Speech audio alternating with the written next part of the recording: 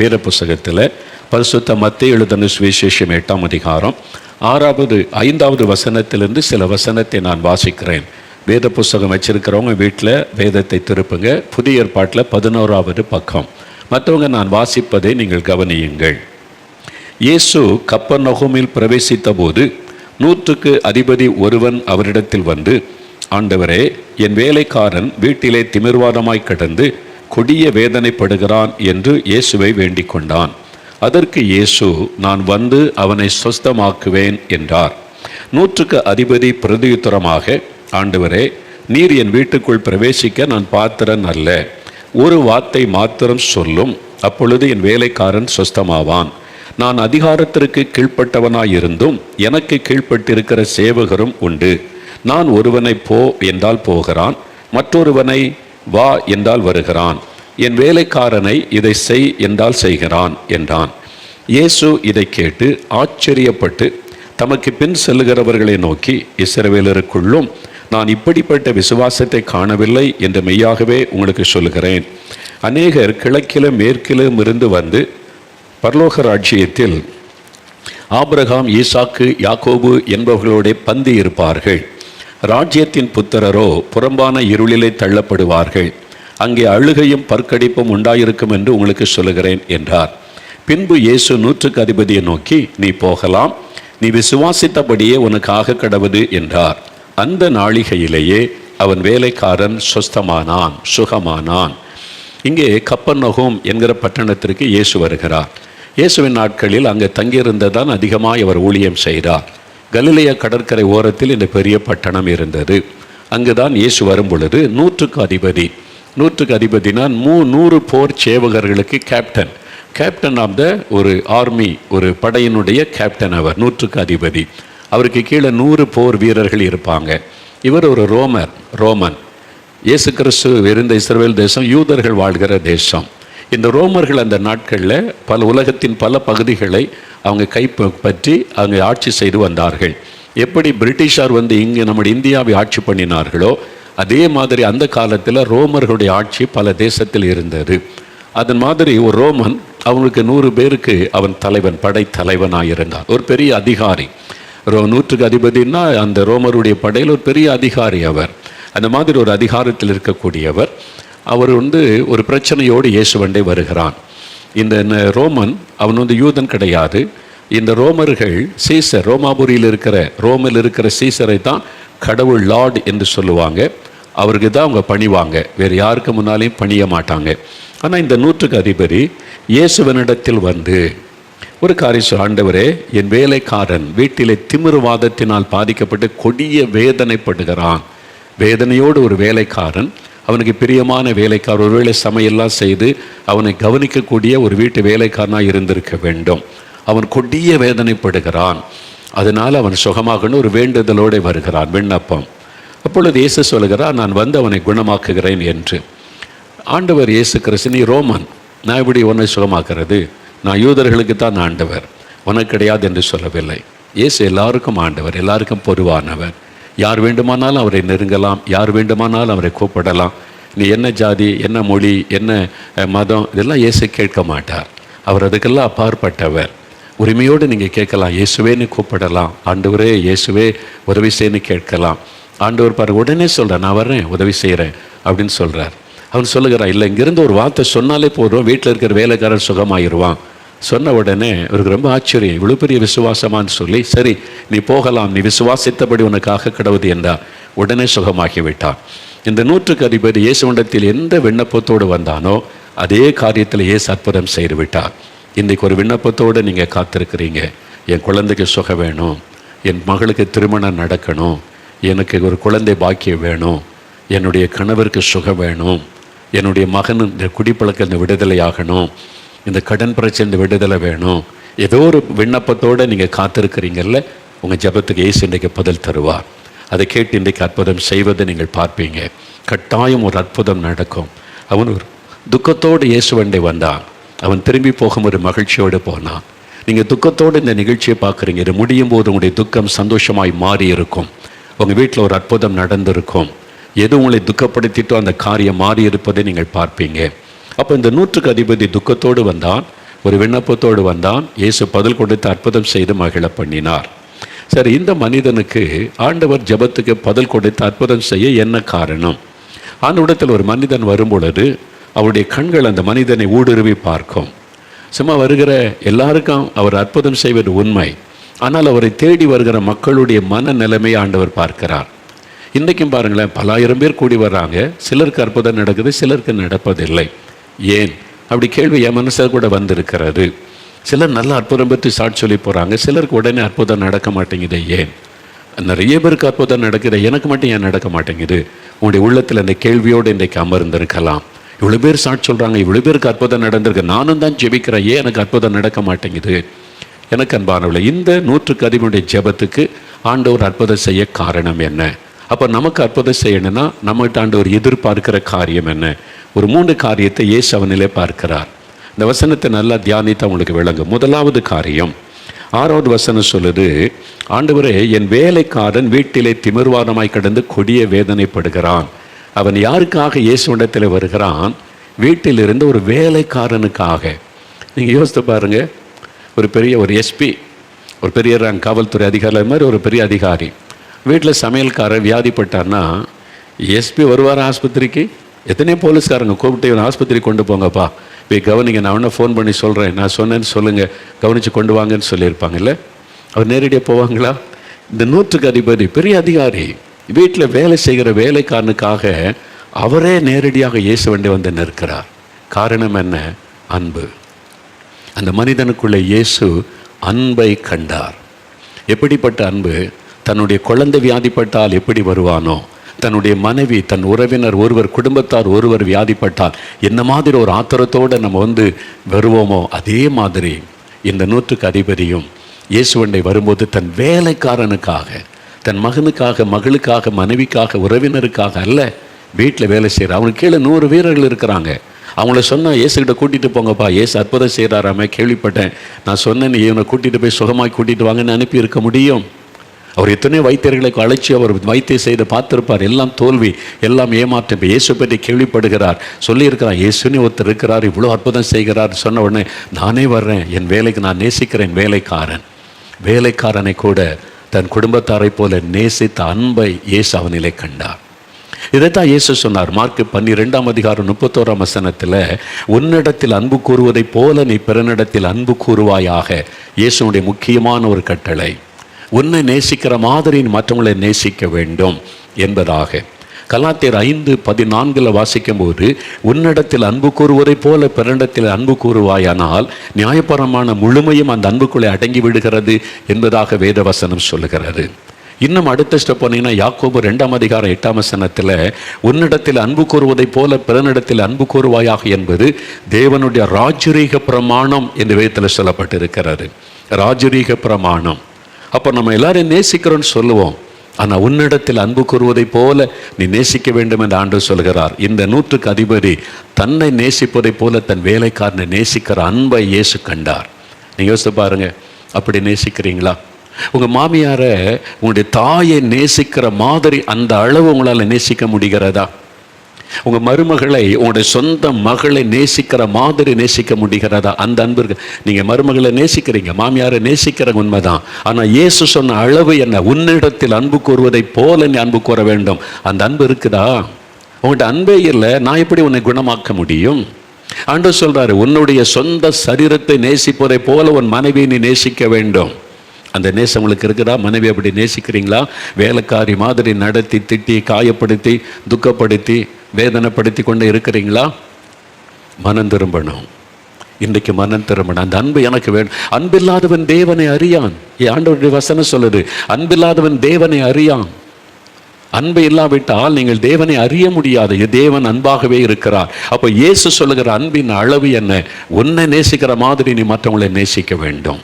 இந்த அன்பு குறைபட்டதுனால தான் வீட்டுக்குள்ளே பிரச்சனை, சபையில் பிரச்சனை, சமுதாயத்தில் பிரச்சனை, எல்லா இடத்துல கலவரங்கள். இன்றைக்கு எல்லா பிரச்சனை பாருங்கள். மணிப்பூரில் பிரச்சனைக்கு என்ன காரணம்? தன்னை நேசிக்கிற மாதிரி மற்றவங்களை நேசிக்காததுனால இரக்கமில்லாமல் அடித்து கொள்ளுவார். பிரான்ஸில் பாருங்கள், தன்னை நேசிக்கிற மாதிரி மற்றவங்களை நேசிக்கிறதுனால 4 நாளை கலவரம் நீடித்து கொண்டு இருக்கிறாரு. உலகம் எங்கும் அதை பார்க்கிறோம். இயேசு சொன்ன அந்த வார்த்தையின்படி வாழ நம்ம ஒப்பு கொடுத்தால் ஒரு சமாதானம், அமைதி நம்முடைய உலகத்திலே உண்டாயிருக்கும். அப்போ எந்த அன்பு நமக்குள்ள இருந்தால் தான் இயேசு அற்புதம் செய்ய முடியும்.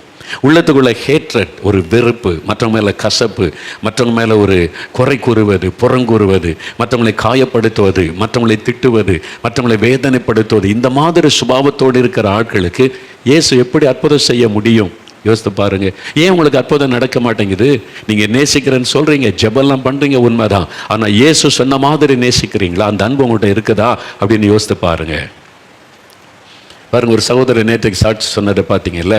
1 வருஷமா டிப்ரெஷன், மன அழுத்தம், நிம்மதி இல்லை, சமாதானம் இல்லை, முடங்கி போன ஒரு நிலைமை. அப்போ ஆண்டவர் பேசுகிறார், நீ மற்ற மேலே கசப்பாக இருக்கிற, வெறுப்பாக இருக்கிற, அன்பு இல்லாமல் நடந்து கொள்கிற, நீ போய் உன் அன்பை வெளிப்படுத்து. அவரது உணர்ந்து மனம் திரும்பி போய் நான் யார்கிட்ட அவர் மற்றவங்களை துக்கப்படுத்தினோ அவரை போய் மன்னிப்பு கேட்டு ஒப்புரவாகி அவன்கிட்ட அன்பு காமிச்சிட்டு வந்தார். உடனே விடுதலை. நீங்கள் மற்றவங்களை காயப்படுத்தி, மற்றவங்களை துக்கப்படுத்தி, அவமானப்படுத்தி நீங்களும் அன்பாக இருக்கிறேன்னு சொல்கிறீங்க. வெறும் வார்த்தையில் உண்டாகிற அன்பு அல்ல. உன்னிடத்தில் அன்பு கூறுவதைப் போல பிறனிடத்தில் அன்பு கூறணும். அது இருக்குதான்னு யோசித்து பாருங்கள். நிறைய பேர் வியாதிலிருந்து விடுதலை பெறாத காரணம் அதுதான். அமெரிக்காவில் ஒரு கூட்டத்தில் நடந்த அற்புதத்தை நான் கேள்விப்பட்டேன். ஒரு சகோதரி ஆத்தரைட்டிஸ், அப்படியே விரலெல்லாம் மடங்கி விட்டார். அந்த வியாதி அதிகமாகி முடக்குவாதம், விரலெல்லாம் அப்படி மடங்கி விட்டார். அப்படியே பயன்படுத்த முடியாத அளவுக்கு அந்த நரம்புகள் எல்லாம் பாதிக்கப்பட்டு ரொம்ப கஷ்டம். கூட்டத்துக்கு வந்திருந்தாங்க. அந்த ஊழியக்காரர் பிரசங்கம் பண்ணும்போது ஆவியானவர் அவளை குறித்து வெளிப்படுத்தினார். இந்த மாதிரி முடக்குவாதத்தில் பாதிக்கப்பட்ட ஒரு சகோதரி வந்திருக்கிறாங்கன்னு வெளிப்படுத்தி, நீ எழும்பு அந்த ஆண்டவர் சொல்கிறார். முதல்ல அவங்க வெட்கப்பட்டு எழும்பலை. அவர் அடையாளெல்லாம் சொன்னார். ஆண்டவர் பேசினவொடனே எழும்பி நின்றாங்க. அப்போ அவர் சொன்னார், உங்களுடைய உள்ளத்தில் 2 பேரை குறித்த கசப்பு இருக்குது. அந்த கசப்பு உங்களுடைய உள்ளத்தை விட்டு வெளியே போனால் இப்போ இயேசு சுகமாக்கிடுவார்னு. அவங்க சொன்னார், அப்படிலாம் என்கிட்ட ஒன்றும் கிடையாது அப்படின்னு. சில நம்ம அப்படி தான் நான் நடந்து கொள்கிறோம் கிறிஸ்தவங்க கூட. இல்லை ஆவியானவர் சொல்லுகிறார், மகளே, உன்னுடைய உள்ளத்தில் 2 பேரை குறித்து ஒரு வருத்தம், கசப்பு இருக்குது. அவங்க செய்த சில காரியம் உங்களை பாதித்ததுனால அவங்க மேலே வெறுப்பு பல வருஷமாக இருக்குது. அவங்கள நினைச்சாலும் உன்னுடைய உள்ளத்தில் ஒரு மாதிரி ஒரு கோபமும் எரிச்சல் வருது. எப்போவுமே அவங்கள கோபம் இல்லை, அதை நினைக்கும் போது வருது. அந்த 2 பேரை நீ மன்னிச்சு உன்னுடைய உள்ளத்தை விட்டு அது வெளியே போகணும். அப்போ உனக்கு சுகத்தை நான் தருவேன்னு இயேசு சொல்லுகிறார். அவங்க முதல்ல அதை ஏற்றுக்கொள்ளலை. அவர் சொன்னார், இல்லை, ஆண்டவர் தெளிவாக சொல்கிறாரு, 2 பேரை குறித்த கசப்பு இருக்குது. யோசித்து பார்த்துட்டு சொன்னாங்க, உனக்கு வேலை கொடுத்த ஒரு எஜமான், அவங்க வேலை பார்த்த ஆஃபீஸில் உள்ள அவருடைய மேல் அதிகாரி அவங்களை காயப்படுத்துகிற மாதிரி நடந்துட்டார். இன்னொரு பக்கம் அவருடைய பாஸ்டர், சபையில் உள்ள பாஸ்டர், அவங்களுக்கு ஒரு ஊழிய காரியத்தில் அவர் இவங்களுக்கு ஃபேவரபுளாக நடக்கலை. அது அவர் ஊழியத்தில் சாதாரண நடந்தார், இவங்களுக்கு பாதிப்பை உண்டாக்கிச்சு. அதனால் அந்த பாஸ்டர் மேலே மனசில் வருத்தம். அதனால் பாருங்கள், இந்த பல வருஷம் ஆச்சு, 10-15 வருஷம் ஆகி போச்சு. அப்போ ஆண்டவர் சொல்லுகிறார், அதை நீ மன்னித்து மறக்கணும், நீ அதை மன்னிக்கணும், நீ அவங்கள நேசிக்கணும். அவங்கள குறித்த வருத்தம் உள்ளத்தில் இருந்துக்கிட்டே இருக்குது. அப்போ தான் அவங்க வெளிப்படுத்தி காமிச்சோன்னே, நான் மன்னிக்கிறேன், அவங்கள நான் 2 பேரையும் மன்னிக்கிறேன், உள்ளத்தை விட்டு அந்த கசப்பு போயிடட்டும், இயேசுவே எனக்கு உதவி செய்யணும் அப்படி ஒப்பு கொடுத்தாங்க. விரலெல்லாம் அப்படியே விரிய ஆரம்பித்து விட்டார். அந்த முடக்குவாத நிமிஷத்தில் மாறி விரலில் மாற்றம், நரம்பில் மாற்றம், உடல் முழுவதும் ஒரு மாற்றம், அற்புத சுகம் உண்டாகி விட்டார். பெரிய ஆச்சரியம் பாருங்க. அவருக்கு யாருமே ஜெபம் பண்ணலை, அந்த ஊழியக்காரர் கை வைத்து ஜெபம்லாம் பண்ணலை. நீ கசப்பை மாறட்டும்னு சொல்லுங்க, ஒப்பு கொடுத்த உடனே விடுதலை. அன்பில்லாத இருதயத்தோடு நீங்கள் இயேசுவே எனக்கு அற்புதம் செய்யுங்கன்னா அவர் சொல்லுவார், உங்கள்கிட்ட அன்பே இல்லையே, நான் இப்படி உனக்கு அற்புதம் செய்வார். யோசித்து பாருங்க, வீட்டில் உள்ளவங்களை எப்படி நேசிக்கிறீங்க, உங்கள் ஆஃபீஸில் உள்ளவங்களை எப்படி நேசிக்கிறீங்க. சிலர் உங்களை வருத்தப்படுத்துகிறபடி பேசுவாங்க, செயல்படுவாங்க, நடப்பாங்க, உங்களை டீஸ் பண்ணுவாங்க, உங்களை ஹர்ட் பண்ணுவாங்க. அவங்கள மன்னித்து அவங்கள நேசிக்கிற ஒரு அன்பு உங்களுடைய உள்ளத்தில் வந்துட்டால் உடனே உங்களுக்கு அற்புதம் நடக்கும். ஆண்டவர் உங்களோட பேசுகிறார். மனைவி மேலே கசப்பாக இருக்கீங்க, புருஷனை குறித்த வெறுப்பு வச்சுருக்கிறீங்க, எப்படி ஆண்டவர் ஜெபத்தை கேட்க முடியும்? பெற்றோர் மேலே கசப்பு வச்சுக்கிட்டே ஜெபம்லாம் பண்ணுறீங்க, மேல் அதிகாரி அப்படி பண்ணுறாரு இப்படி பண்ணுறாரு, பாஸ்டர் மேலே வருத்தம், என்னை பற்றி இப்படி பேசுகிறாரு அப்படி பேசுகிறாரு அப்படின்னு வருத்த வச்சுக்கிட்டு அதே ஆராதனைக்கு தான் போகிறீங்க. அன்பு இல்லை, உண்மையான நேசம் அங்கே இல்லை, மன்னிப்பு இல்லை. இன்றைக்கி ஒப்பு கொடுங்க, அந்த அன்பை எனக்கு தாருன்னு கேளுங்க. இந்த 100க்கு அதிபதிக்குள்ளே தன்னை போல மற்றவர்களை நேசிக்கிற அன்பு இருந்ததுனால அவருடைய ஜெபத்திற்கு ஆண்டவர் உடனே கேட்டு அற்புதம் செய்தார். 2வது பாருங்க, இந்த மனிதருக்குள்ளே காணப்பட்ட இன்னொரு காரியம் 8வது வசனத்தில் இயேசு சொல்கிறார், நான் அவனை குணமாக்கும் வீட்டுக்கு வர்றேன்றார்.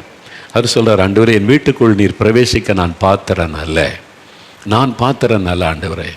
I am not worthy Lord, I am not worthy. நீர் பரிசுத்தமுள்ள தேவன், என் வீட்டுக்குள்ளே நீங்கள் கால் வைக்க நான் தகுதி உள்ளவன் அல்ல. தாழ்த்துகிறார். தாழ்மையை இயேசு கண்டார். பாருங்க, அவர் வந்த உடனே நூற்றுக்கு அதிபதி இயேசுவிடத்தில் வருகிறார். எங்கே தெருவில் தான் அதை நடந்திருக்கணும். பார்த்த உடனே ஆண்டவரே என்று சொல்லுகிறார், லார்ட் என்று இயேசுவை சொல்லுகிறார். எல்லாரும் இவரை தான் 100 போர் வீரர்களும் இவரை தான் லார்டுன்னு சொல்லுவாங்க. எல்லாம் பயப்படுவாங்க. இவர் இயேசுக்கு முன்னால் ஆண்டவரே எனக்கு தன்னை தாழ்த்தின்னு இருக்கிறார். நான் பார்த்துற நல்ல தாழ்மை. பொதுவாக இந்த ரோம அதிகாரிகள் யாருக்கு முன்னாலே தாழ்ந்து போக மாட்டாங்க. ஏன்னா அவங்க தானே எல்லாத்தையும் அடிமைப்படுத்தி ஆளுகை பண்ணுறாங்க. அதனால எப்போவுமே ஒரு கெத்தாக தான் இருப்பாங்க. எல்லாரும் எங்களுக்கு அடிமைன்ற மாதிரி தான் இருப்பாங்க. இவங்க லார்ட் ஆண்டவரேன்னு சொல்லக்கூடிய ஒரே ஒருவர் ரோமாபுரியில் இருக்கிற சீசரை தான் அவங்க லார்டுன்னு சொல்ல, வேறு யாரையும் கடவுள்னு சொல்ல மாட்டாங்க. அது மாதிரி தான் அவங்க அந்த ரோமர்கள் இருந்தாங்க. ஆனால் இவர் இயேசு பற்றி கேள்விப்பட்டு அவர் செய்த அற்புதங்கள் அதிசயங்கள் அவருடைய காரியத்தெல்லாம் கேள்விப்பட்டதுனால இவர் சாதாரண மனிதனாக இருக்க முடியாது, இவர் கடவுள் மனிதனாய் வந்திருக்கிறார், இவர் ஆண்டவர் மனிதனாய் வந்திருக்கிறார்னு சொல்லி அதை பாருங்க சொல்றார், ஆண்டவரேன்னு சொல்றார். இதை குறித்து ஒரு ஊழியக்காரர் தன் புஸ்தகத்தில் எழுதி இருக்கிறதை நான் வாசித்தேன். புறாவுக்கு முன்பாக கழுகு தலை கொனிந்து முழங்கால் படிட்டு நிற்கிறது. ஆட்டுக்குட்டிக்கு முன்பாக சிங்கம் முழங்கால் படிட்டு தலை கொனிந்து நிற்கிறது.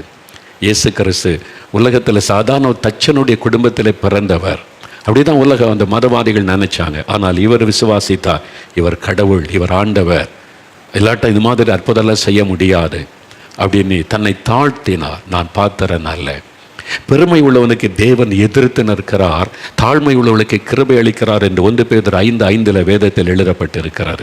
இன்னைக்கு நிறைய பேருக்கு பெருமை, தன்னை குறித்த பெருமை, தன் குடும்பத்தை குறித்த பெருமை, படிப்பை குறித்த பெருமை, செல்வத்தை குறித்த பெருமை, சிலருக்கு வெறும் பெருமை.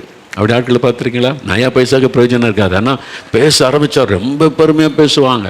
அவன் வீட்டுக்கு 5 பைசா சம்பாதிச்சு கொடுக்க மாட்டான், வெறும் தெருவில் சுற்றிக்கிட்டு அலைவான். பேசுகிறத பார்த்தீங்கன்னா வெறும் பெருமை பேசுவீங்க. தாத்தா இப்படிப்பட்டவர் தெரியுமா, அப்பா இப்படிப்பட்டவர் தெரியுமா, என்ன பரம்பரை தெரியுமா, அப்படிலாம் பேசுகிற ஆட்களை பார்த்துருக்கீங்களா? வெறும் பெருமை பேசுவது. நயா பைசாவுக்கு பிரயோஜனம் இருக்காது. இந்த மாதிரி ஆட்கள் இருக்கு. ஊழியத்தில் கூட அப்படி இருக்கிறாங்க. ஒரு நயா பைசாக்கு பிரயோஜனம். ஆனால் அவங்கள பட்டம் என்ன, அவங்களுக்கு என்ன, அது பேர் என்ன, ரெவரண்ட் டாக்டர் என்ன, அவங்களுக்கு பிஷப்ன்றது என்ன, மாடரேட்டர் என்கிறது என்ன, வெறும் பெருமை. தயவுசெய்து அதெல்லாம் விட்டு கீழே இறங்குங்க. தாழ்த்தும் போது தேவன் அவளுக்கு கிருபை கொடுப்பார். நான் அநேக வருஷத்துக்கு முன்னால் கன்னியாகுமரி மாவட்டத்தில் ஒரு கூட்டத்துக்கு அவர் ஊருக்கு அழைக்கப்பட்டு போயிருந்தேன். நல்ல கூட்டம் நடந்து கொண்டு இருக்கிறது. பகலெல்லாம் ஜெபிப்போம், ராத்திரியில் கூட்டம். போதகர் ஐயா, நல்ல ஒரு போதகர் ஐயா, ரட்சிக்கப்பட்ட அபிஷேகம் பெற்ற தாழ்மையான ஒரு போதகர் ஐயா, சிஎஸ்ஐ ரெவரண்டு தான் அவங்க சொன்னாங்க, ஐயா ஒரு வீட்டுக்கு ஜெபிக்க போனோம், அவங்க ரொம்ப கஷ்டத்தில் இருக்காங்க, நொடிந்து போன, வசதியாக இருந்து நொடிந்து போன நிலைமையில் இருக்கிறாங்க, அவங்க வீட்டில் போய் ஒரு ஜெபிச்சுட்டு வரணும்னு சொன்னாங்க. நான் சொன்னேன், எனக்கு ஜெபிக்கவே நேரம் போதாது ஐயா, ஆனாலும் நீங்கள் சொல்கிறீங்க, நான் வர்றேன், சரி போய் ஜெபிச்சுட்டு வரலான்னு சொல்லி ஐயாவோடு நான் போனேன். அப்போ அந்த ஐயா என்னை கூப்பிட்டு போனாங்க அந்த வீட்டுக்கு. நான் என் கூட ஊழியத்துலேருந்து 1-2 பேர் வந்திருந்தாங்க.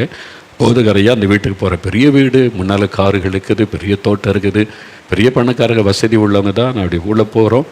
அந்த வரவேற்பறையில் நிறைய சோஃபா, அந்த அலங்காரம்லாம் பார்த்தாலே தெரியுது கிறிஸ்தவங்க தான் அவங்கெல்லாம். ஆனால் கூட்டத்துக்கு வந்த மாதிரி தெரியல. வீட்டுக்கு ஜெபிக்க போயிருக்கிறவங்க எல்லாம் சோஃபாவில் உட்காந்துருக்குறாங்க. கணவன், மனைவி, பிள்ளைகள், பெரிய வாலி பிள்ளைகள் எல்லாம் இருக்கிறாங்க. பெரிய ஃபேமிலியாக இருக்குது. சோகமாக இருக்கிறாங்க, துக்கமாக. நிறைய வியாதி, பிரச்சனை, இழப்பு, நஷ்டம், நல்லா வாழ்ந்திருந்து இப்போ ரொம்ப நெருக்கத்தில் இருக்கிறாங்க. அதனால் அந்த போதகர் ஐயாவும் தன்னுடைய சபை மக்கள் எல்லாம் பாரம் கொண்டு அவங்களுக்கு ஜெபிக்கணி கூப்பிட்டு போனாங்க. கொஞ்ச நேரம் பேசிட்டு சரி ஜெபிக்கலான்னு சொல்லி முழங்கால் படிக்கிட்டோம். போதகர் ஐயா நானும் எங்களோட கூட 2 பேர் முழங்கால் படிக்கிட்டோம். கண்ணை மூடி ஜெபிக்கிற ஆண்டவருடைய முகத்தை பார்க்குறேன். ஆண்டவர் சொல்கிறாரு, வெயிட் ஜெபிக்கிறதுக்கு முன்னால் உன் கண்ணை திறந்து பாருன்னு சொன்னார். என்னது ஆண்டவர் சொல்கிறாரு, கண்ணை திறந்து பாருன்னு சொல்கிறாருன்னு சொல்லி ஜெபிக்க கண்ணை மூடினா கண்ணை திறந்து பார்த்தேன். பாருன்னார் ஆண்டவர். பார்த்தா அந்த வீட்டில் ஒருத்தர் கூட முழங்கால் படியிடவில்லை. ஒருத்தர் கால் மேலே கால் போட்டு சோஃபாவில் இப்படி உட்காந்துருக்கார். ஒரு அம்மா இப்படி உட்காந்துருக்குது. இப்போ வாலி பிள்ளைகள் ஒருத்தர் கூட முழங்கால் படியிடலை. அப்படியே ஸ்டைலாக உட்காந்துருக்காங்களாம். ஆண்டவர் சொன்னார், நான் எப்படி இவங்களை ஆசீர்வதிக்க முடியும்? இவங்களை ஆசீர்வதின்னு நீ கேட்டால் நான் ஆசீர்வதிச்சிருவேனா? அவங்களுடைய பெருமையை பாரு. எனக்கு முன்னால் தாழ்த்துகிற இருதயம் கூட அவங்களுக்கு இல்லையே, நான் எப்படி இவளை ஆசீர்வதிக்க முடியும்? பாரத்தோடு ஒரு ஜெபம் பண்ணிட்டு வந்துக்கிட்டே இருந்தேன். அவ்வளோதான். ஒரு நன்மையும் நடக்கலை. பெருமை. கர்த்தருக்கு முன்னால் தாழ்த்துகிற இருதயம் கூட அவங்களுக்கு இல்லை. இன்றைக்கி இந்த பெருமையினால தான் நிறைய பேர் ரட்சிப்பை புறக்கணித்து கொண்டு இருக்கிறாங்க. இயேசுதான் ரட்சகர்னு தெரியும், இயேசுதான் ஆண்டவர்னு தெரியும், அவர் தான் நமக்காக மரித்து உயிர்த்தெழுந்த ஆண்டவர், அவர் மூலமாக தான் பல்லத்து போக முடியும்னு தெரியும். ஆனால் ஏன் அவரை ஏற்றுக்கொள்வதில்லை? சமுதாயம், என் குடும்பம், என் சொந்தக்காரங்க என்ன நினைப்பாங்க? இந்த பெருமை, வரட்டு பெருமை நிமித்தம் தேவனுடைய ஆசீர்வாதத்தை இழந்து நிற்கிற குடும்பங்கள் இன்றைக்கு ஏராளம். ரட்சிப்பை இழந்து நிற்கிற குடும்பங்கள். நீங்கள் மறித்து ஒரு நாள் நீங்கள் மரணம் நேரம் வரும்போது ஒருத்தரும் பக்கத்தில் நிற்க மாட்டாங்க. ஒருத்தரும் வந்து நீங்கள் நினைக்கிற அந்த குடும்பம், சொந்தம், பந்தம், அந்த சமுதாயம் ஒருத்தரும் அடக்கமன்றதுக்கு வருவான் வந்து, இவன் செத்து போயிட்டாயா அப்படின்னு சொல்லிட்டு போக. அவ்வளோதான். பரலோகத்துக்குள்ள கூட்டு போக ஒருத்தரால முடியாது. இயேசு என்கிற ரட்சகர், அவருக்கு முன்னால் தாழ்த்தணும். நிறைய கிறிஸ்தவங்களுக்குள்ள இந்த தாழ்மை உணர்வே இல்லை. இந்துக்களை போய் கற்றுக்கொள்ளுங்க தாழ்மை. ஆண்டவருக்கு முன்னால் எப்படி தாழ்த்தணும். நீங்கள் பார்த்துருக்கீங்களா? இந்துக்கள் எப்படி சாமி கும்பிட்றாங்கன்னு கொஞ்சம் பாருங்கள். ரோட்டில் எல்லாம் போய்கிட்டு இருப்பாங்க, பஸ்ஸு போக, ரோட்டில் எங்கேயோ ஒரு கோயிலை பார்த்துட்டா அவங்க தெய்வ பக்தி பயம் பாருங்களேன். செருப்பை கழட்டிட்டு அங்கே நின்று அவங்க கும்பிடுவாங்க. எதனால்? நான் கடவுளுக்கு முன்னால் நம்ம தாழ்த்தணும். செருப்பை கழட்டிட்டு ரோட்டில் பயபக்தியாக நிற்கிறாங்க. ஆனால் கிறிஸ்தவங்க ஷூ போட்டுட்டு கம்யூனியன் சர்வீஸு. கம்யூனியன் எடுக்க போகிறாள், ஷூவை கழட்டாமல் போகிறேன். உனக்கு என்ன ஒரு பயம்? காண்டவருக்கு ஒரு பயம் இருக்குது, கர்த்தருக்கு முன்னால் என்ன தாழ்மை இருக்குது. உடனே ஒரு வசனம், மனுஷன் முகத்தை பார்க்கிறான், கர்த்தரோ இருதயத்தை பார்க்கிறான். இவர் இருதயம் ரொம்ப சுத்தமாக இருக்கிற மாதிரி. நீ போட்டுக்க ஷூவிலேயே உன் இருதயம் எப்படிப்பட்டன்னு வெளிப்படுதில்லை. அந்த பெருமையினால் தானே நீ அதை போட்டுக்கிட்டு நிற்கிற. யோசித்து பாருங்க. அமெரிக்கா, கனடாவில் கூட அந்த இந்து மக்கள் பக்தியாக சாமி கும்பிட்றதை பார்த்துருக்கிற. வெளியில் எல்லாத்தையும் கழட்டிட்டு தான் உள்ளே போவாங்க. கிறிஸ்தவங்களுக்கு அந்த பயமே கிடையாது, தாழ்மையே கிடையாது. சும்மா வெறும் பக்தி அங்கே போய் சர்ச்சில் ஷோ காமிக்கிறது. தயவு செய்து கற்றுக்கொள்ளுங்க எப்படி ஆண்டவருக்கு முன்னால் நம்ம தாழ்த்தணும் என்பதை கற்றுக்கொள்ளுங்க. மெட்ராஸில் அண்ணா நகரில் ஒரு சர்ச் இருக்குதான், சிஎஸ்ஐ சர்ச்சு தான். எப்போவுமே திறந்துருக்கும். எப்போ வேணாலும் யார் வேணாலும் போய் பிரார்த்தனை பண்ணலாம், ஜெபம் பண்ணலாம். அந்த பக்கத்து தெருவில் இருக்கிற ஒரு பிராமண ஒரு தாயார், பிராமண குடும்பத்தை சார்ந்தவங்க. அவங்களுக்கு இயேசு மேலே அன்பு, விசுவாசம். அப்பப்போ வந்து அந்த சர்ச்சில் முழங்கால் போட்டு ஜெபிச்சுட்டு போவாங்க. இயேசுவை பற்றி நல்லா அறிஞ்சிருந்தாங்க. அப்போ ஒரு நாள் அவங்க ஜெபம் பண்ணிவிட்டு சர்ச்சை விட்டு வெளியே வரும்போது அந்த சர்ச்சில் இருக்கிற ஒரு கமிட்டி மெம்பர்னால என்னவோ பெரிய இது மாதிரி சிலருக்கு நினைப்பில்லை, அது ஒரு பெரிய பெருமையான பதவி மாதிரி. கமிட்டி மெம்பர் வர்றார், ஷூ போட்டுக்கிட்டே சர்ச்சுக்குள்ளே போகிறார். அந்த அம்மா அவர் கமிட்டி மெம்பர்னு தெரியாது. அந்த பிராமண தாயார் சொல்கிறாங்க, என்ன இல்லையா அப்படின்னாங்க. என்னம்மா என்னார்? உனக்கு புத்தி இருக்குதா? உள்ளே ஏசு இருக்கிறாரு தெரியுதா உனக்கு?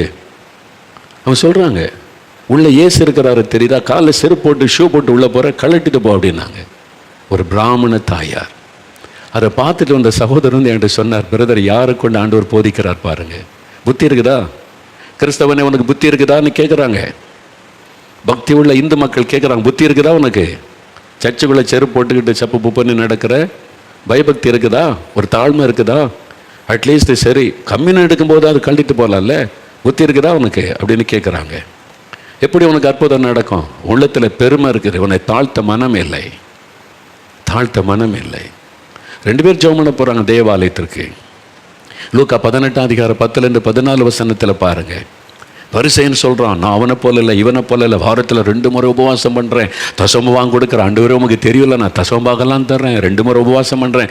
பெருமை, ஆவிக்குரிய பெருமை. இன்றைக்கி நிறைய பேருக்கு ஆவிக்குரிய பெருமை. எங்கள் சர்ச் எப்படிப்பட்டது தெரியுமா, எங்கள் அனுபவம் எப்படிப்பட்டது தெரியுமா? ஆவிக்குரிய பெருமை. அவன் ஜெபத்தை ஆண்டவர் சட்டையே பண்ணலை. ஆனால் ஒரு ஆயக்காரன் போய் ஆண்டவரை கண்ணேறிட்டு பார்க்கக்கூட துணியாமல் தாழ்த்தி மார்பில் அடித்து கொண்டு, பாவியாக என் மீது இரக்கமாயிரும் ஆண்டவரே நீ தாழ்த்தினான். அவன் ஜெபத்தை ஆண்டவர் கேட்டார். உங்களை தாழ்த்துங்க ஆண்டவருக்கு முன்னால். அவர் எவ்வளோ பெரிய தேவன், மகிமையின் ராஜா, அவர் சர்வத்தையும் ஆளுகிறவர். அவருக்கு முன்னால் உங்களை தாழ்த்துங்க. தாழ்மை உள்ளவர்களுக்கு கிருபை தருகிறார். 100க்கு அதிபதி, எவ்வளோ பெரிய அதிகாரி. இயேசுவை கூட்டிகிட்டு வாங்கப்பா, நான் சொன்னேன்னு கூப்பிடுங்க, அவர் வருவார்னு வீட்டில் உட்காந்து சொல்லி அனுப்பியிருக்கலாம். அப்படி சொல்லலை. இன்றைக்கி சிலர் அப்படி தான், பதவி பெருமையில் அவர் என்ன பார்க்க வர சொல்லு, அவர் எனக்கு ஜெபிக்க என்ன பார்க்க வர சொல்லு அப்படின்னு. இவர் வரமாட்டாராம். ஆனால் இங்கே 100க்கு அதிபதி அவன் தன்னை தாழ்த்தி போய் இயேசுக்கு முன்னால் நிற்கிறார். அதனால தான் இயேசு அற்புதம் செய்தார். அந்த தாழ்மையை ஆண்டவர் பார்க்கிறார். இருதயத்தில் தாழ்மை வேணும். ஆண்டவர் என்ற என்ன தகுதி இருக்குது? நீர் என் ஜெபத்தை கேட்பதற்கு என்ற என்ன அருகதை இருக்கிறது? ஆண்டவருடைய கிருபை. நீ கூப்பிட்ட உடனே ஏன் உனக்கு அற்புதம் செய்யணும்? என்ன தகுதி இருக்கிறது? கிருபை, அவருடைய அன்பு, அவருடைய இரக்கம். நம்மை தாழ்த்த ஆண்டவரே உம்முடைய கிருபை. நம்மை தாழ்த்தும் போது ஆண்டவர் அற்புதம் செய்வார். இன்றைக்கு உங்களை தாழ்த்துங்க, இன்றைக்கு உங்களை தாழ்த்துங்க. ஒரு சகோதரர் சொன்னார், இயேசுவை நீங்கள் ஏற்றுக்கொண்டா உங்களுக்கு ஆசீர்வாதம் இயேசு தருவார், ஏற்றுக்கொண்டு. அவர் சொன்னார், நான் இயேசுவை ஏற்றுக்கொள்வது இருக்கட்டும் ஐயா, என்ன இயேசு ஏற்றுக்கொள்வாரா? நான் தகுதி உள்ளவன் அல்ல, நான் ஒரு பாவியான மனிதர், என் வாழ்க்கையில் இப்படியெல்லாம் பாவம் காணப்படுது, என்னை அவர் ஏற்றுக்கொள்வாரான்னு சொன்னார். இந்த தாழ்மையை தாண்டவர் எதிர்பார்க்கிறார். அவருக்கு முன்னால் உங்களை தாழ்த்துங்க.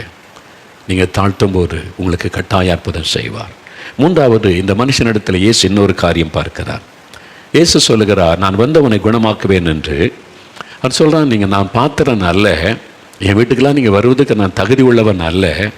இங்கேருந்து ஒரு வார்த்தை சொன்னால் வீட்டில் இருக்கிற வேலைக்கார சுகமாயிருவான் ஆண்டவரே. இங்கேருந்து ஒரு வார்த்தை சொல்லுங்கள் போதும். எவ்வளோ பெரிய விசுவாசம் இல்லை? அவனுடைய விசுவாசத்தை பார்த்து இயேசு ஆச்சரியப்பட்டாரா. அடுத்த வசனம் சொல்லுது, 10வது வசனத்தில், இயேசு இதை கேட்டு ஆச்சரியப்பட்டு, இயேசுவையே ஆச்சரியப்பட வைத்த ஒரு மனிதன் இயேசுவை ஆச்சரியப்பட வைத்து விட்டான். நான் இஸ்ரவேலருக்குள்ள இப்படிப்பட்ட விசுவாசத்தை காணவில்லை. அது சொல்றான், நீங்கள் வர வேண்டாம், இருக்கு நான் கஷ்டப்படும், இங்கேருந்து ஒரு வார்த்தை சொல்லுங்கள் சுகமாயிருவான் வீட்டில் இருக்கிற வேலைக்காரன். எவ்வளோ பெரிய விசுவாசம் இல்லை? நம்ம ஆட்களுடைய விசுவாசம் எப்படி இருக்குது? இல்லை நீங்கள் ஜெபம் பண்ணியாச்சு விசுவாசம் எடுப்பாங்க, ஏசு அற்புதம் செய்வார். இல்லை இன்னும் கொஞ்சம் ஒரு 5 நிமிஷம் ஜெபிங்களேன், இன்னும் பாரம் எடுத்து ஜெபிங்களேன். இங்கே ஜெபிச்சு அங்கே சரியில்லைனா என் மனைவிட்ட ஜெபிக்க போகிறாரு, மனைவிட்ட ஜெபிச்சா அப்புறம் ஏன்ட்டு ஜெபிக்க வர்றாரு. இந்த மாதிரி அவிசுவாசம் இருக்கனால தான் எத்தனை ஊழியக்காரன்ட்ட தலையை கொடுத்தாலும் அற்புதம் நடக்காது. உங்கள் விசுவாசம் ஊழியக்காரன் மேலேயே ஊழியக்காரி மேலே இருக்கக்கூடாது, இயேசுவின் மேலே. ஒருத்தர் ஜெபிச்சுட்டாங்களா, இவங்க முக்கியமல்ல, இந்த ஜெபத்துக்கு பதில் கொடுக்குற இயேசு முக்கியம். அற்புதம் செய்துட்டார், நான் விசுவாசிக்கிறேன்னு சொல்லிட்டீங்கன்னா அற்புதம் நடக்கும். இந்த விசுவாசம் இல்லாமல் அவர்கிட்ட அவர்கிட்ட எத்தனை பேர்கிட்ட ஜெபிச்சாலும் அற்புதமே நடக்காது. ஏன்னா அவங்களுடைய அவிசுவாசம். அப்போ இவன் சொல்லுகிறா, நீங்கள் இங்கே யவீர் வந்து ஜபாலை தலைவர் சொல்கிறான், என் மகள் வியாதி படுக்கையில் இருக்கிறாள், சாக கிடக்கிறா, நீங்கள் வந்து கை வைங்க, அவள் பிழைத்துக் கொள்வாள். அவனுடைய விசுவாசம். நீங்கள் வீட்டுக்கு வந்து கை வச்சிருங்க, ஆண்டவரை பிழைத்துக் கொள்வாள். ஆனால் இவன் விசுவாசம் என்ன? இங்கேருந்து ஒரு வார்த்தை சொல்லுங்கள், வீட்டில் அற்புதம் நடத்துகிறோம். அதனால தான் இயேசு சொல்லுகிறார், இஸ்ரவேலருக்குள்ளும் இப்படிப்பட்ட விசுவாசத்தை பார்க்கவில்லை, இயேசுவை ஆச்சரியப்பட வைத்து விட்டார் அவனுடைய விசுவாசம். ஏனென்றால் இஸ்ரவேல் மக்களுக்கு ஆபிரகாமின் தேவனை தெரியும், ஈசாக்கின் தேவனை தெரியும், எலியாவின் தேவனை தெரியும். அவர் செய்த அற்புதங்கள் அடையாளங்கள் எல்லாம் இஸ்ரவேல் மக்களுக்கு தெரியும். பழைய ஏற்பாடு அவன் கையில் இருக்கிறது.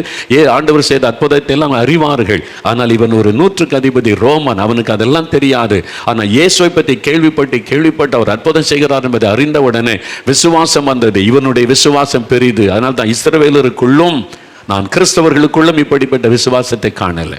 அப்படிதான் நாங்கள் நிறைய பேர் பார்க்குறோம்.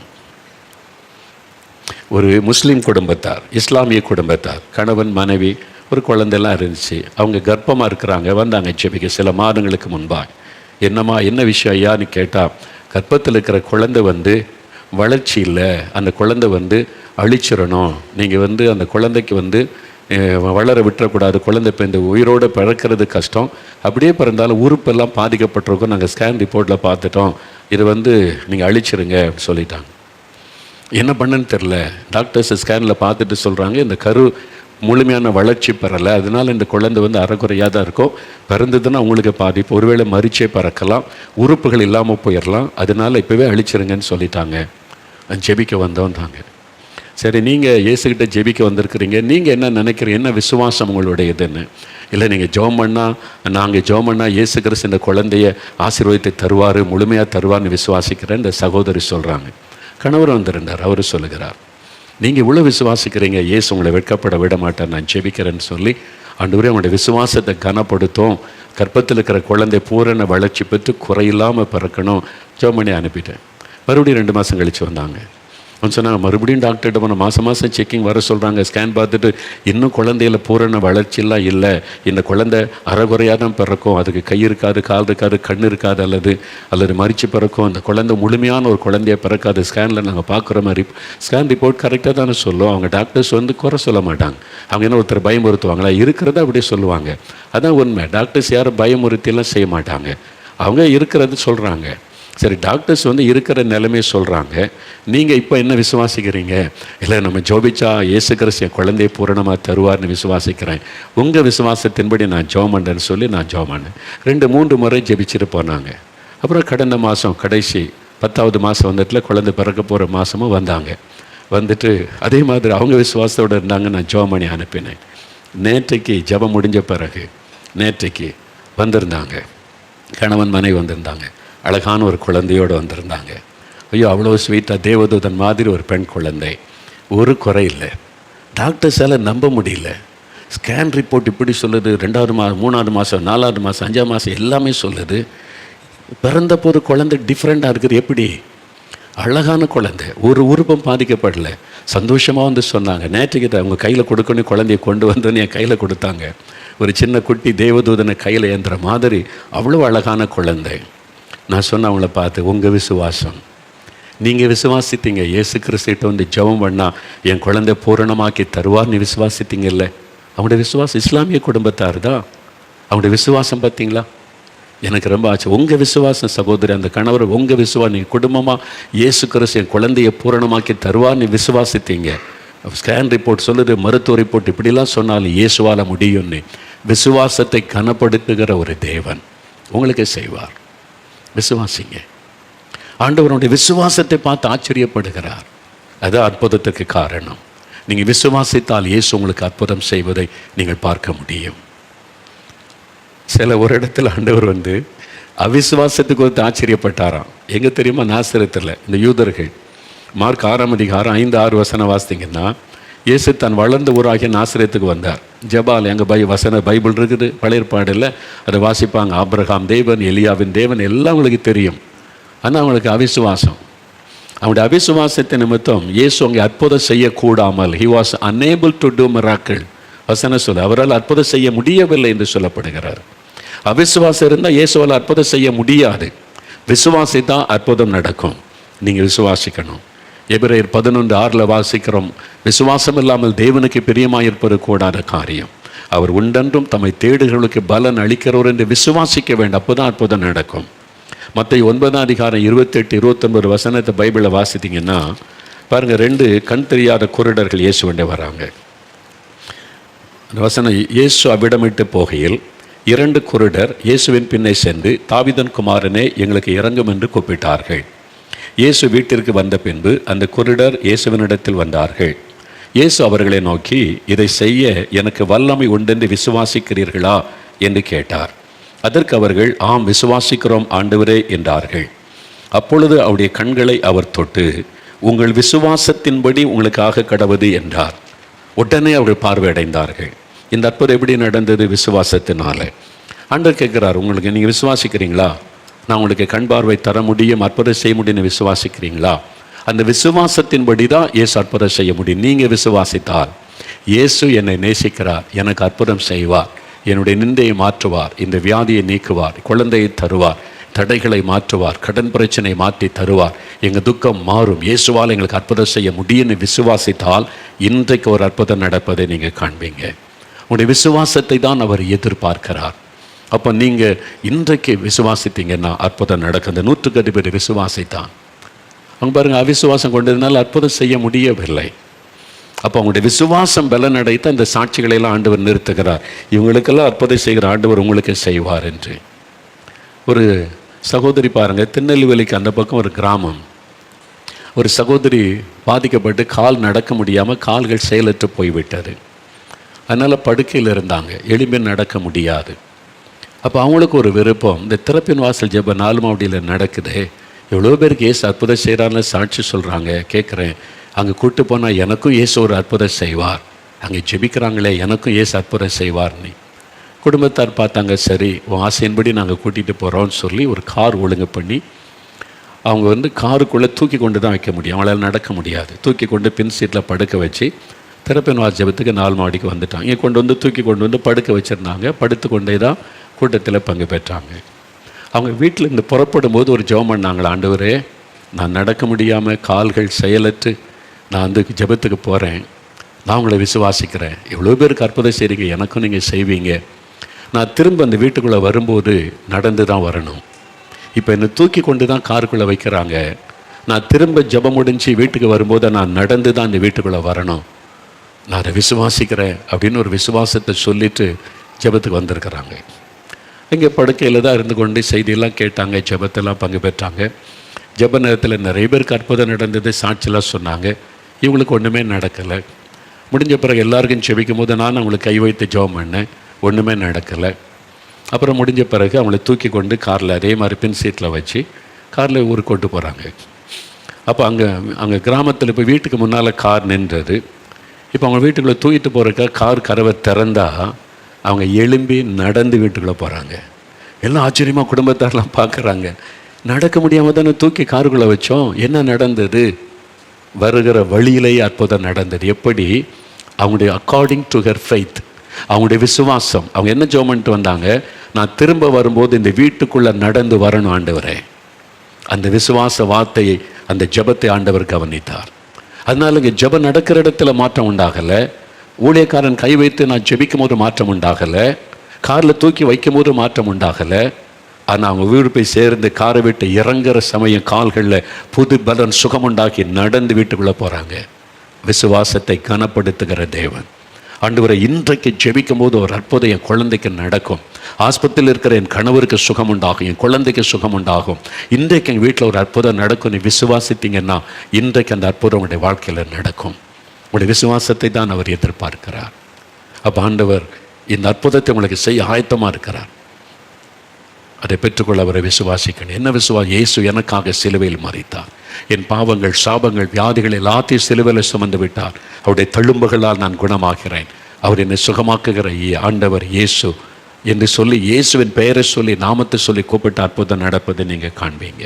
இப்போ நாம் ஜெபிக்க போகிறோம், ஜெபம் பண்ண போகிறோம். ஒவ்வொரு காரியம் ஆண்டவர் சொல்லுகிறபடி ஒவ்வொரு காரியத்துக்காக ஜெபிக்க போகிறோம். முதலாவது பாவத்திலிருந்து விடுதலை பெற ஜெபம். ரெண்டாவது வியாதியிலிருந்து சுகம் பெற ஜெபம். மூன்றாவது பிசாசின் கட்டிலிருந்து விடுதலை பெற ஜெபம். நான்காவது ஆசீர்வாத ஜெபம். குழந்தை செல்வம், வேலை, இந்த மாதிரி பண தேவைகள் சந்திக்கப்பட ஒவ்வொரு காரியத்துக்கு ஜெபிக்க போகிறோம். இன்றைக்கு உங்களை துக்கப்படுத்தி கொண்டிருக்கிற காரியம் என்ன? இயேசு அற்புதம் செய்ய போகிறார். முடிந்தவங்க முழங்கால் படியிட்டு கொள்ளுங்க. முடியாதவர்கள் அப்படி பழக்கம் இல்லையான்னு சொன்னால் உட்கார்ந்து கொள்ளுங்க, தவறு கிடையாது. முடிந்தவர்கள் உங்கள் வீடுகளில் முழங்கால் படியிட்டு இயேசுக்கு முன்பாக உங்களை தாழ்த்துவதற்கு அடையாளம். முழங்கால் படியிடுவது ஆண்டவருக்கு முன்பாக நம்மை தாழ்த்துவதற்கு அடையாளம். அவருக்கு முன்னால் அதுக்காக கஷ்டப்பட்டு நிற்க வேண்டாம். முடியாத உட்கார்ந்து கொண்டாலும் இயேசு உங்களுடைய இருதயத்தை பார்க்கிற தேவன். முடிஞ்சவங்க முழங்கால் படியிடுங்க. மற்றவங்க உட்கார்ந்து கண்களை மூடி இயேசுவை நினைத்து நம்ம ஜெபிக்கணும். நான் ஒவ்வொரு காரியம் சொல்லும்போது கவனித்து நீங்கள் ஜெபிக்கணும். முதலாவது பாருங்கள், இயேசு இந்த 100க்கு அதிபதியின் ஜெபத்துக்கு பதில் கொடுத்து அற்புதம் செய்ய காரணம் என்ன? அவருக்குள்ளே காணப்பட்ட அன்பு, மற்றவங்களை தன்னை போல நேசிக்கிற அன்பு. உங்களுக்குள்ளே அது இருக்குதா? அன்பில் குறைவுபட்டு இருந்தால் முதல்ல மனம் திரும்பணும். இயேசுவே, அந்த அன்பை எனக்கு தாங்க. என்கிட்ட அந்த அன்பு இல்லை, மற்றவங்களை நேசிக்கிற அன்பு இல்லை. நான் மற்றவங்களை காயப்படுத்திடுறேன், மற்றவங்களை துக்கப்படுத்தி விடுகிறேன், நான் மற்றவங்க மேலே கசப்போடு இருக்கிறேன். என் உள்ளத்தில் இருக்கிற கசப்புகள் மாறணும். நான் யாரையும் துக்கப்படுத்தக்கூடாது. அந்த அன்பை எனக்கு தாங்க. என் மனைவியை, என் கணவரை, என் பிள்ளைகளை, என் பெற்றோரை, நான் வேலை செய்கிற இடத்துல, என் சர்ச்சில், நான் இருக்கிற இடத்துல யாரையுமே நான் துக்கப்படுத்தக்கூடாது. ஆண்டவரே, என்னால் துக்கப்பட்டவங்க, வேதனைப்பட்டவங்க இருக்கிறாங்க, என்னை மன்னியும். அன்பை எனக்கு தார். எவாத்த அன்பினால் நிறைந்திருக்கட்டும். எனக்கு அன்பான இருதயத்தை தாரும் ஆண்டவரே, என்னை மன்னிச்சிருங்கன்னு சொல்லி கேளுங்க. ரெண்டாவது தாழ்மை இருக்குதா? பெருமையோடு இருக்கிறீங்களா? என் பெருமையெல்லாம் மன்னிங்க ஆண்டவரே, என் பெருமையை மன்னிச்சிருங்க, என் பெருமையை மன்னிச்சிருங்க ஆண்டவரே, என்னை தாழ்த்துகிறேன்னு சொல்லுங்கள். இனி பெருமையான வார்த்தை, பெருமையான பேச்சுகள், பெருமையான செயல்கள் அதெல்லாம் எனக்கு மன்னிச்சிருங்க ஆண்டவரே, என்னை தாழ்த்துகிறேன், எனக்கு ஒரு தகுதியும் இல்லை ஆண்டவரே, என்னை தாழ்த்துறேன்னு சொல்லுங்கள், என் பெருமையை மன்னிச்சிருங்கன்னு சொல்லுங்கள். அவிசுவாசம், அதை மன்னிச்சிருங்க. அவிசுவாசம் கூட ஒரு பாவம் தான். அவிசுவாசத்தை மன்னிங்க, சந்தேகத்தை மன்னிங்க, விசுவாசத்தை எனக்கு தாங்க ஆண்டவரே, என் அவிசுவாசத்தை மன்னிங்க. ஒரு 2 நிமிஷம் உங்களுக்கு டைம் தரேன். இருதயத்தில் கரம் வைத்து ஆண்டவர் எந்த குறையை உங்களுக்கு உணர்த்தினாரோ அதை அறிக்கையிட்டு ஜெபம் பண்ணுங்க. அன்பில்லாத சுபாவம், பெருமையான சுபாவம், அந்த அவிசுவாசம், அது ஆண்டவரிடத்தில் அறிக்கையிடுங்க. இந்த பாவங்களை எனக்கு மன்னிச்சிருங்க, இந்த குறைகளை எனக்கு மன்னிங்க இயேசுவே, என் பாவத்தை நான் அறிக்கையிடுகிறேன்னு சொல்லுங்க. உம்மை ஆண்டவராக, இரட்சகராக என் உள்ளத்தில் ஏற்றுக்கொள்ளுகிறேன். அந்த 100க்கு அதிபதி ஆண்டவரே என்று சொன்னாரே, நீர் ஆண்டவர், நீர் இரட்சகர், ஆண்டவரே, ஆண்டவரே இயேசுவே சொல்லுங்க, வாய் திறந்து சொல்லுங்க. உம்மை நம்பாமல் போய்விட்டேன், உண்மையில சந்தேகப்பட்டு விட்டேன், இந்த பாவத்தை மன்னிங்க, என் பெருமைகளை மன்னிங்க ஆண்டவரே. என் மனைவி கிட்ட கூட பெருமை அடித்து பேசியிருக்கிறேன், என் கணவர்கிட்ட என் குடும்பத்தை குறித்து பெருமையாய் பேசியிருக்கிறேன், மற்றவங்களை அற்பமாய் பேசியிருக்கிறேன். அந்த பாவத்தை மன்னிங்க ஆண்டவரேன்னு சொல்லுங்க. அதுதான் தடை, அதுதான் தடை. சுகத்துக்கு அற்புதத்துக்கு தடை. அறிக்கையிடுங்க. தன் பாவத்தை மறைக்கிறவன் வாழ்வடைய மாட்டான், அறிக்கை செய்து விட்டு விடுகிறவன் இரக்கம் பெறுவான் என்று ஆண்டவர் சொல்லி இருக்கிறார். அறிக்கையிடுங்க. என்னை மன்னியும், உம்முடைய இரத்தத்தினால் என் இருதயத்தை கழுவும் ஆண்டவரே. அன்பற்ற என் சுபாவம் மாறட்டும் ஆண்டவரே. இந்த பெருமையின் சுபாவம் மாறட்டும், இந்த அவிசுவாசம் எல்லாம் போகட்டும். இயேசுவே என்னை மன்னியும். ஜெபிங்க, ஜெபிங்க, ஜெபிங்க. இயேசு கிறிஸ்துவின் ரத்தம் சகல பாவங்களை நீக்கி சுத்திகரிக்கும்.